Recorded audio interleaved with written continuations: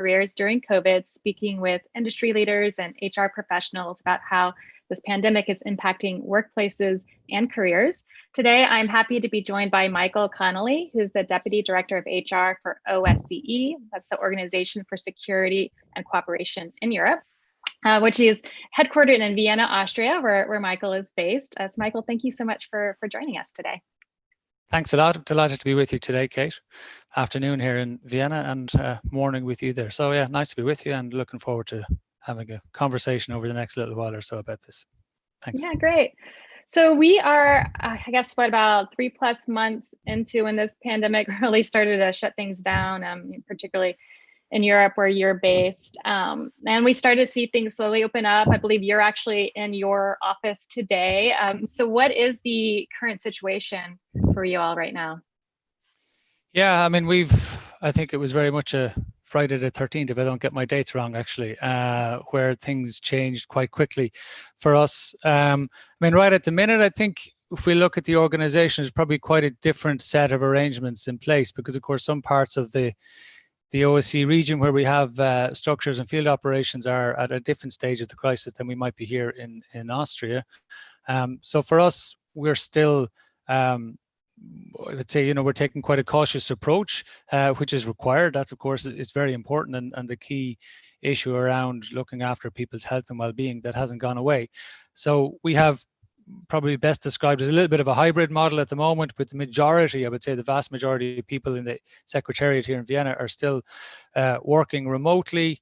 And then depending on the location of some of the field operations and other institutions that we have, they have different arrangements. I mean, some of our field operations, the kind of work that they do require a physical presence on the ground, the type of activities that they have, and that didn't change during COVID. It was just a matter of being able to adjust to that. So yeah, a bit of a hybrid around the place, I think, is probably how it would be best described, but still very much focused on health and well-being, while at the same time looking to keep the business continuity factor there, of course.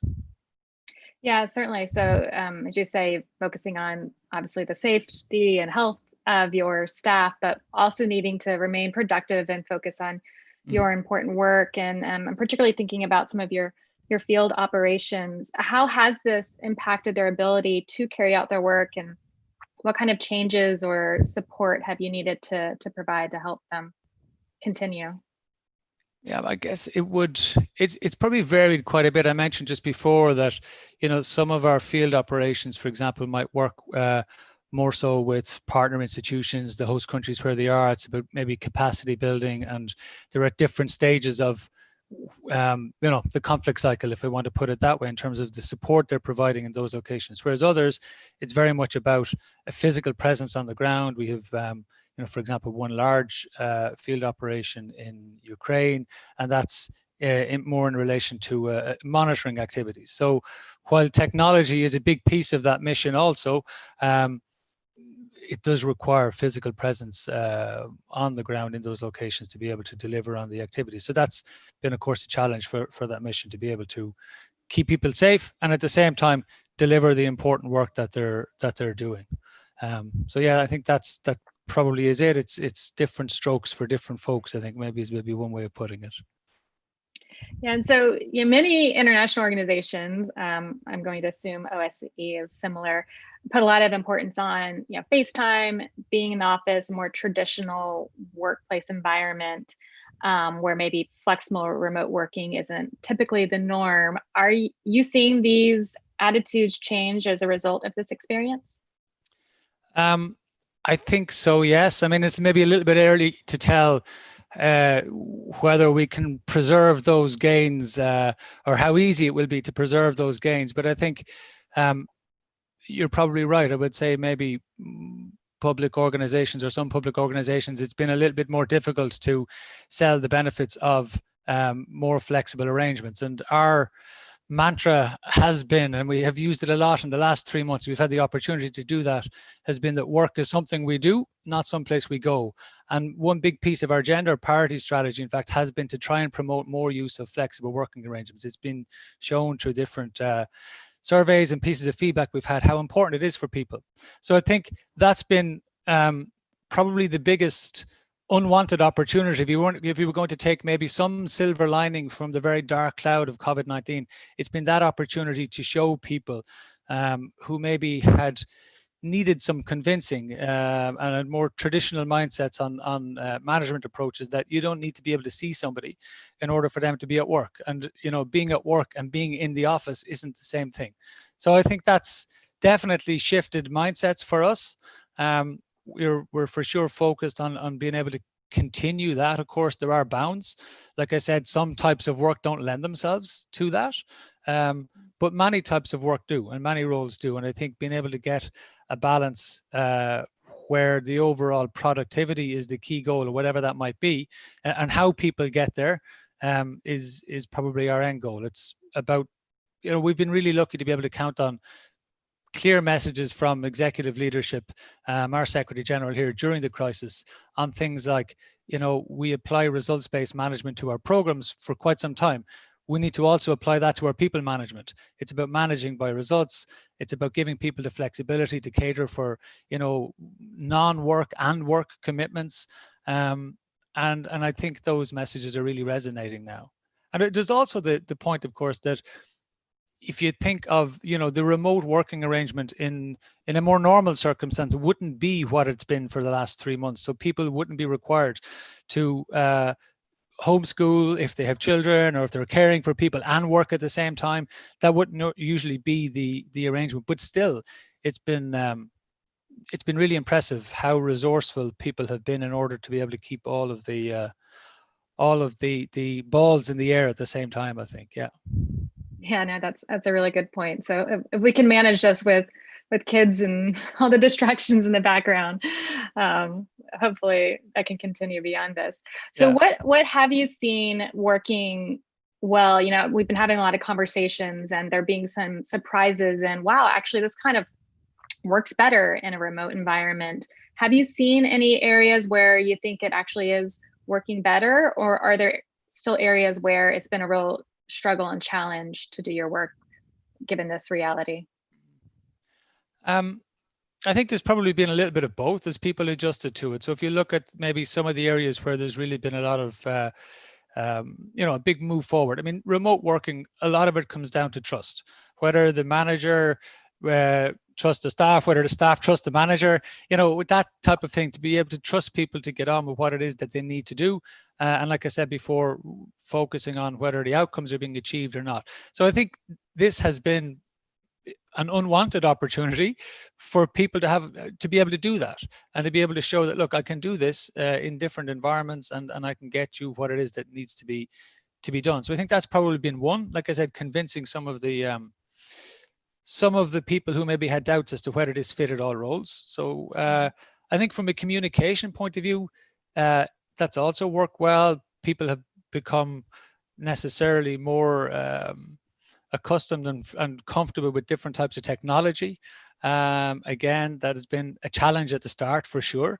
But now at this stage, I think, it is really bedded in, and people are using many different types of platforms and approaches to that. Still to suffer my first Zoom moment of not having the microphone muted, but I probably shouldn't say that. I'm sure it's coming soon.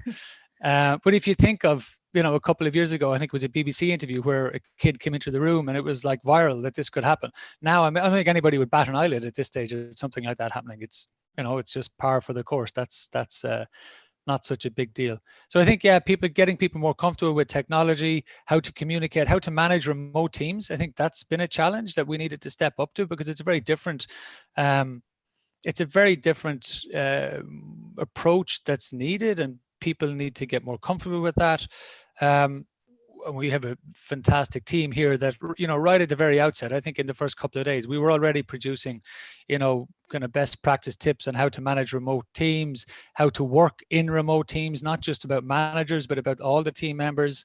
We looked at areas like gender sensitive tips for remote working, letting people know what it is that, the different types of challenges that people might have in balancing the different commitments. So I think all of that has worked well. And it's probably not often that in an organization or across all organizations, everybody's fighting a common enemy. And in this case, that was maybe one thing that that struck me is that it was a common enemy, and everybody kind of came together. There was no difference of opinion as to whether this was good or bad, and it was a matter of everybody. Okay, we're in it together, and we've got to make it work and get through that. So, and I'm not just talking about the work environment. I think you look right across the world at different things that have happened in this period, and I think that's one piece. Is it's a common enemy, and it's not often we all have the same force to fight against. So yeah, I mean, there are some of the things that maybe have worked well. Of course, it hasn't been without challenges as we've gone along, and we've been trying to learn our lessons as we go through and take feedback. The communication, I could see early on that maybe we're very conscious of people not being in contact, as in physically in contact, and therefore we, at times maybe overcompensated for that. And then you could see that maybe we were starting to take too much time from people. We had to kind of roll back from that a little bit and bring the communication to a more steady state situation. The same probably with meetings. People got more comfortable in running meetings, online meetings. So those types of things were good to be able to learn as we went along. We did a pulse survey at one point as well to kind of see, okay, what are the key challenges and how are we doing? And there was some really, really useful feedback in that from staff right across the organization. Because of course, when you're in one place, so for example, sitting here in Vienna, it can be difficult sometimes to keep the perspective of somebody who might be sitting in a field operation in Central Asia, who's facing a very, very different situation. So I think that's also been a key lesson for us as we've gone through. Yeah. So as an HR leader, what have you been most focused on, or what's been top of mind for you in helping to support your workforce through this? I think we're probably looking at three broad categories, so to speak, or approaches. I mean, one was we needed to keep operations running. So the business continuity was a key one. And there were things we needed to change in order to do that. So be that how we were delivering some of our learning, how we were doing our talent acquisition, how we were running our recruitments, all of those types of things. Maybe not completely alien because there would have been a certain amount of distance involved in it already, but still it needed to change and we needed to adjust quickly. So I think that was one. New ways to deliver ongoing operations, let's say.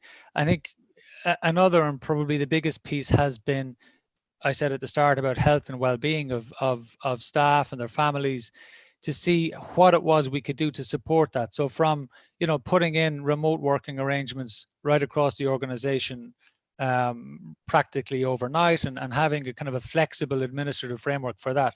That was a key piece of what we were doing.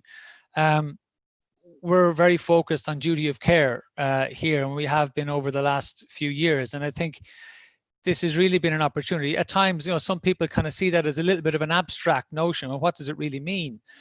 But the last 3 months have really brought it to life. And I mean, that was the lens by which we were planning, all of our responses, how we were assessing our risks and how we were responding to those, was really through a duty of care lens to make sure that we were in a position to look after people. So that's probably like the broad second category, so to speak.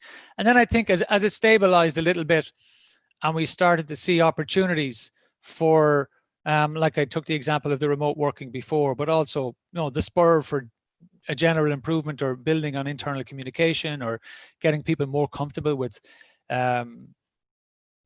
distance learning and this what we've been trying to push for the last few years, how we could bring our approach to capacity development in the organization to how we do it outside with partners, these types of things. Some of these opportunities then started to show. So I think that's probably the third category that we're trying to run at the same time, is to not lose those. Let's say we didn't want that opportunity, but it came along. So I think preserving the gains, those types of things are probably there. I mean, if you think back, you look at different thought leaders, let's say, that are writing on HR and the types of role a HR function should be, and many will use different terms. But I don't know if you take Dave Ulrich in terms of a business partner, an administrator, a voice for employees, a change agent. You look back, and I'm sure most other organizations are the same. The response that the human resources team here at the OSCE, and I mean the function, so right across the organization, we have about 140 people working in HR across 17 or 18 countries. The response has been really, really impressive, I think. And without really thinking of are we responding in each of these categories, when you reflect and look afterwards, we really have. So that's been really rewarding, I think, to see that.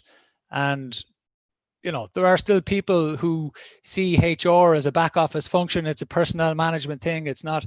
So, when something like this comes along, it's really great to be able to show people the added value that an effective HR function can have to an organization.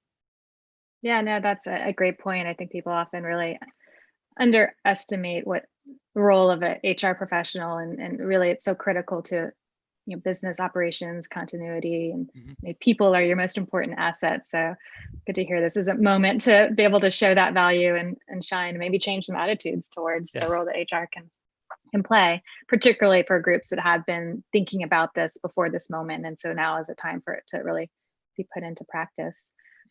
So you mentioned, recruitment and hiring. How has this impacted your hiring and the way you're hiring right now? I suppose right at the very outset, we had to look at prioritizing in terms of like, okay, which ones we needed to keep running in terms of processes right across the organization. And a lot of this, we're a very decentralized organization. So while we've got the secretariat here in Vienna, we've HR teams then who are, part of the HR function, but not necessarily in terms of management reporting lines, and they get on with their work separately.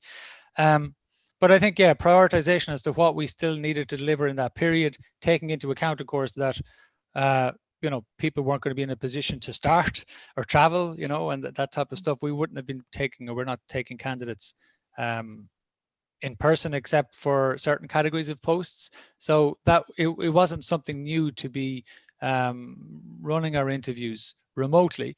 Maybe what was a little bit newer for us was the fact that all of the panel were also remote at the time, whereas we would usually, let's say, have a panel together and the candidates might be remotely. So that, of course, took some extra thought, and there's an outstanding team working on talent acquisition here, and they're so creative. Again, we had within I think the first 2 weeks or so, there was already a guide put together on, okay, how do we really run remote interviews well? So basically all the little things that go wrong, the technology, okay, I didn't hear the question, it's in the chat function, all of those types of things. So I mean, the lessons from the first probably 3 or 4 weeks grouped together and put in a guide, that was a big help for people. And I think it also brought confidence to the business that, okay, these people are really they're stepping up here, and they're finding ways to make sure that there isn't an impact on our operation. And I think that gives people confidence as well, to see that it's not a hands in the air and oh no, we can't do it, it's so different. And you find ways with quality people and resourcefulness. There are always ways to achieve the outcome. So I think in terms of our processes that way, our outreach, our branding, our those aspects of the talent acquisition work, I mean, they could continue unabated, but of course we needed to tailor certain things. So we're quite focused on, let's say, the types of support and resources we can provide to candidates, and we're trying to bring people into the net. So again, we looked at that and said, okay, well, what are the candidates' needs at this point now in this situation, and tried to react to that with some different features. We run a webinar series ourselves actually on a monthly basis. So trying to respond with our newsletters to candidates and our webinars to address the new circumstances, let's say. So it's not, sometimes people are thinking, okay, recruitment, you're kind of looking inside the organization, but most of the stakeholders for that are outside the organization. So we do try and keep that. I shouldn't need to tell you that, but or of course I don't, but we do try to keep that in mind as well. So that's pretty much been it. That's great. Yeah, definitely the candidate experience and thinking of candidates like you would a client is important, particularly in a competitive talent marketplace. So for any of our audience that is interested in a career with OSCE, what advice would you have for them? What do you look for? Advice for how they could stand out in an application process? Mm-hmm. I mean, first thing I'd say is our job sites are jobs.osce.org. We try and populate that with some really useful material and support for people that are interested. So there's a lot of guidance there from the webinars, from our talent acquisition newsletters, different types of guides on how to do well and how to prepare. So I would encourage any of your audience to visit us there. You know, I think things like really carefully considering the roles that people are applying to see what's the value they can bring to that. One, is it something that's going to engage them and challenge them in terms of their own motivation? And two, of course, do they have a background that fits that? And then looking at how they're applying, they've got to keep that in mind in terms of tailoring the application and the case that they're going to make to the post in question. I think from time to time you see some people who are maybe taking more of a scattergun approach, and you may not see the difference in a candidacy between role A and role Z or role Z, while they're very different jobs. So I think that you've got to tailor your approach to that.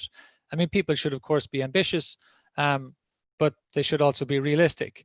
And I mean, that's probably more of a gendered skill, I would think. Whereas, you know, we see generally women will be realistic and men will be ambitious. So we do try and keep our vacancy notices in such a way that, you know, that we're encouraging all the audience to step forward. What else would I say? You know, more and more, I think, you know, candidates need to be comfortable with technology, and people sometimes seem surprised by the fact that, okay, there's going to be a pre-recorded, maybe an asynchronous video interview. We've never done that before, I haven't really looked into it. And it shows if it's the first time somebody sat behind a screen for something like that, you know, it's a different type of experience. So I think people need to look at what are the potential stages they might be involved in and prepare for that. The same as, obviously, it's a little bit different, something like this, which is a live interview, even if it's by distance. But the asynchronous one is it's a little bit nuanced, let's say. So yeah, and of course, people need to understand what the organization is about and what it is that they would bring to it, and have a clear sense of the motivation that they want to come. I mean, this is a fantastic organization. I'm working with the OSCE for quite some time. It was an unexpected career twist from where I had been. Actually, I was in the military in Ireland, and it's a fantastic organization. You know, it's dynamic. It has opportunities where people really can work on the ground, making a difference. I spent 5 years in one of our field operations, and there are many more field operations, and it really is. So I could only encourage people to check us out at jobs.osce.org, and please do step forward. Yeah. Yeah, well, I guess now people have maybe more time at home. They can practice those asynchronous video interview skills. Yeah, we actually use some of that too in our work, and my kids have had to do similar type of asynchronous videos for school that I'm hoping maybe will better prepare them for this future workforce, where that might be part of the hiring norm. So those are good points. So I wanted to just take a minute to think about, so I know OSCE works in policing. It's one of the areas you work in, and certainly in the US where I'm based, but also now globally, there's been a big spotlight on police brutality and the role policing can play in furthering social inequity. Has this impacted the way you all view your programming? Are there any discussions about how OSCE can play a bigger role in this global conversation? I think maybe it's a little bit of an earlier stage for us to see about, you know, programmatic adjustments to that. But I would say that, okay, not being overly au fait with the ins and outs of some of our police reform work, like we do have a team working in our transnational threats department, which is a strategic police matters unit. So that works with our participating states on different areas of policing. I mean, the other side to that, of course, our institution in Warsaw, which is the ODIHR, Democratic for Institution for Human Rights. that would look at other aspects of the arrangement, let's say, in terms of policing and how they're maybe interacting with their communities. But yeah, I think it's probably a little bit early that we're looking at the programmatic adjustment on that side. Yeah, no, fair. Well, what are you or have you been most excited about getting back out there and doing again now that the world is starting to open up? I'm not quite sure. I suppose I've been really fortunate, I have to say, in the last few months, in that there really wasn't a lot that we had to sacrifice in terms of, I mean, there have really, outside of the professional aspects, I mean, personally being at home with my family, we were fortunate. We had moved house actually last year to a bigger house, and I think, let's just say, lockdown in the last location would have been a different challenge. We've 4 young kids, so it's been great in that sense that, you know, there's been a lot more time spent together. We live quite close to the edge of the city, so we've been able to get out on bikes and hikes and running, and so that type of thing has been great. I suppose one thing would be maybe a little bit of travel now that things have lightened somewhat. I would look forward to getting home to see my own family in Ireland at some point, hopefully during the summer. With my parents' 50th wedding anniversary during the time. So I think that one's kind of on it had to be postponed, of course, so it'll be nice to get back and see people for that. So I think that's probably it, the more extended family, being able to get back to them. But here, yeah, we've been fortunate, of course, particularly for somebody from Ireland. The weather that we've enjoyed during the lockdown was also a big piece of the jigsaw in terms of preserving people's sanity.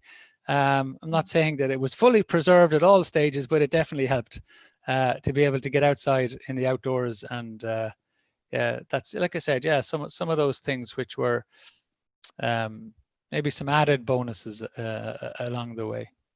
Yeah. Well, I know it certainly has impacted people in different ways and depending on where they are and their circumstances. So for those of us that it hasn't been too terrible, Yeah, it's good to count our blessings and be grateful for some of the opportunities that maybe did provide. I have to say, even from a work point of view, that, you know, the advantage or the opportunity for me to be able to spend more time at home was quite different for people, of course, who were, you know, maybe didn't have family there at home. So that was something we really tried to keep in mind, that, you know, this okay, we're talking about social distancing, which then became physical distancing, because we needed to fill the gap of the social distance through other ways.